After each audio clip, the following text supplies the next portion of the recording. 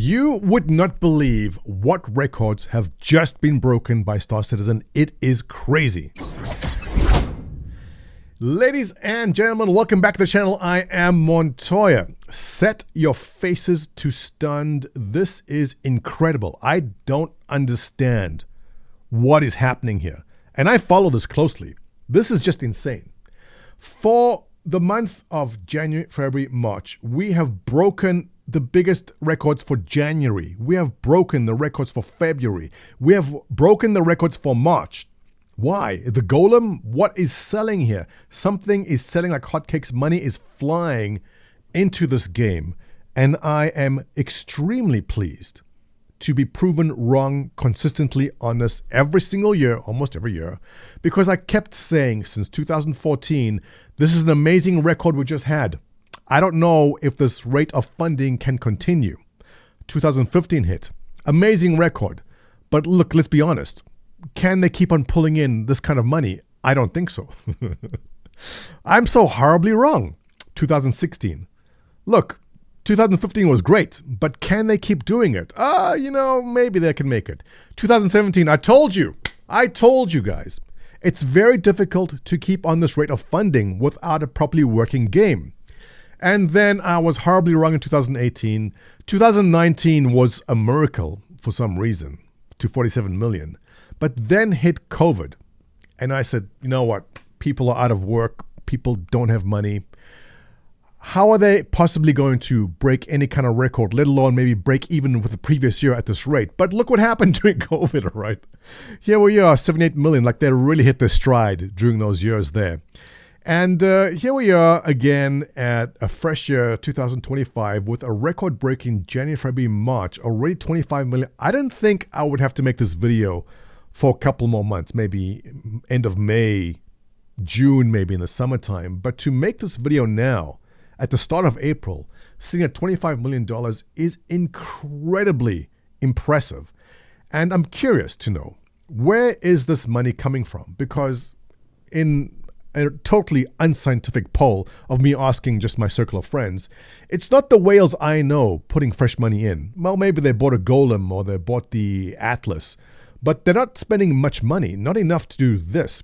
This must be a lot of money coming in from small accounts, small amounts of money, but a lot of it. That's just my theory.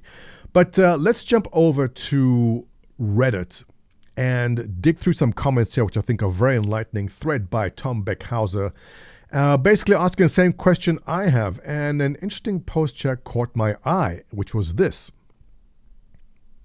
From Claymore Brain saying, honestly, and this is from a new player, it's partially because a lot of lackluster space games are being churned out lately by devs that don't care. Interesting. I cannot name any space or sci-fi related game that's come out recently that's caught my eye. So possibly very, very true. Now, Star Citizen coming in at $60 is offering incredible value. Yes, we have bugs. There are some game loops which are broken. But for $60, if you like the space sim genre, are you willing to test it out and try it? Claymore Brain saying, yes. I've had my eye on Star Citizen for years now. I usually go play Skyrim or Minecraft and forget about it. Finally, bit the bullet about a week ago because the good price really can't beat a sub $60 game. And look, that's what the Golem came in at, right? $60 for a starter mining ship. Even my favorite DayZ hangs around $60, despite being sold as eternally in development. Is DayZ still in development? But that's a good game though, right? But the increase in space games being churned out lately did not redraw my focus to Star Citizen and was ultimately what led me to getting it. It did redraw my focus to Star Citizen.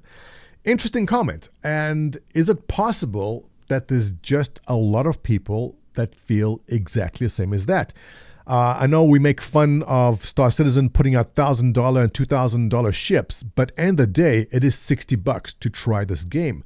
And that is an excellent point that Claymore Brains is making. But for $60, he's right. I can't think of another game out there right now. The Dune game, actually Dune, coming out soon, is also $60, I think.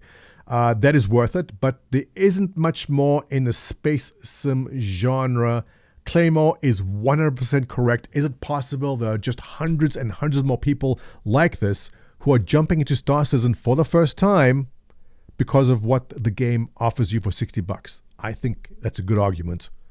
Let's check out another comment here. This is by Nobody Likes a CEO. He says, I would like to think it's because they acknowledge that the game is in a bad state and they're actually working on fixes and new patches. No. They've always acknowledged the game is in a bad state and they're always working on fixes and patches, so I would not say that. But affordable ships like the Golem and release of Pyro got more people playing. Yeah, look, definitely the no money till Pyro crowd, I think we're very satisfied when Pyro came out, but I think there's a lot of fresh blood in there. I also think there's a lot of new people, or maybe just existing players, willing to drop the $60 or $50 on the ship, thinking this is a good token, maybe an LTI token. Maybe that's what's happening here.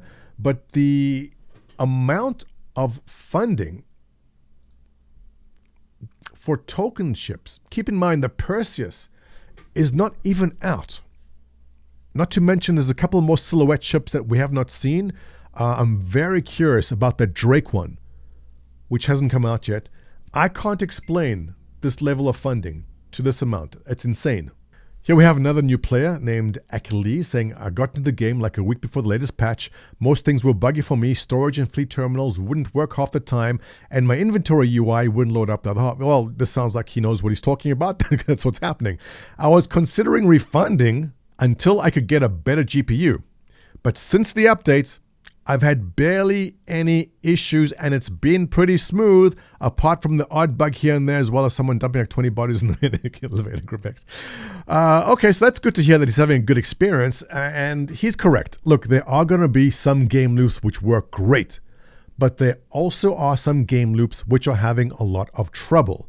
Mining, cargo game loops might have some bugs, but if you're playing and you're enjoying it and your game loops are working, good for you. Usual Low 8700 saying game is more stable and playable. People showing interest in my opinion. Yeah, I'm seeing a lot of people in my Discord saying this last update patch is good.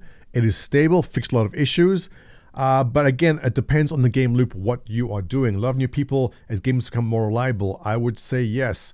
Fit Suma saying not true.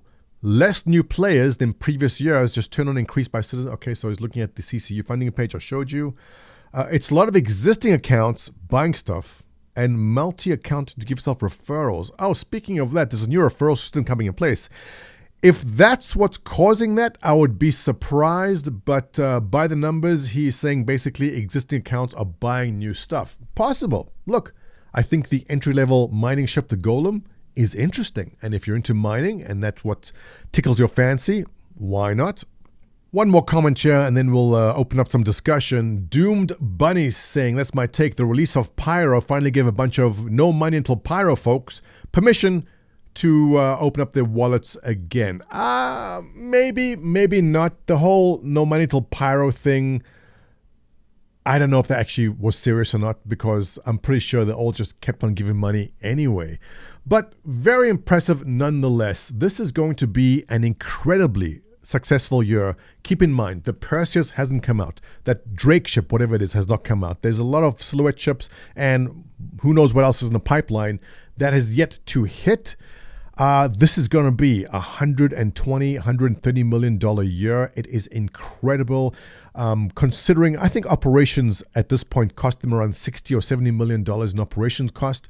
They are sitting pretty, which makes me feel very comfortable in saying that next year will be the year where they don't break records again. But we'll see. I'm curious to know, guys.